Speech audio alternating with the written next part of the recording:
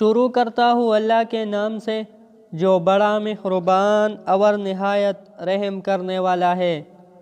حضرت عبداللہ بن عباس رضی اللہ تعالیٰ عنہ سے روایت ہے کہ رسول اللہ صلی اللہ علیہ وسلم نے فرمایا، قبر میں مدفون مردے کی مثال بالکل اس شخص کی طرح ہے جو دریا میں ڈوب رہا ہو اور مدد کے لیے چیخ و پکار کر رہا ہو۔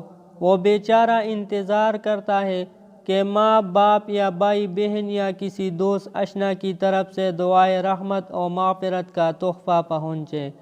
جب کسی طرف سے اس کو دعا کا تحفہ پہنچتا ہے تو وہ اس کو دنیا و مافیہ سے زیادہ عزیز و محبوب ہوتا ہے۔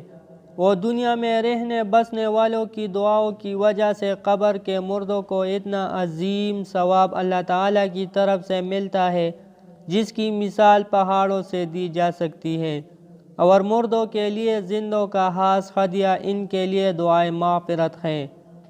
حضرت ابو ہریرہ رضی اللہ تعالیٰ عنہ سے روایت ہے کہ رسول اللہ صلی اللہ علیہ وسلم نے فرمایا کہ اللہ تعالیٰ کی طرف سے جنت میں کسی مرد صالح کا درجہ ایک دم بلند کر دیا جاتا ہے، تو وہ جنتی بندہ پوچھتا ہے کہ اے میرے پروردگار، میرے درجے اور مرتبہ میری ترقی کس وجہ سے اور کہاں سے ہوئی؟ جواب ملتا ہے کہ تیری واسطے تیرے پلا اولاد کے دعائے مغفرت کرنے کی وجہ سے۔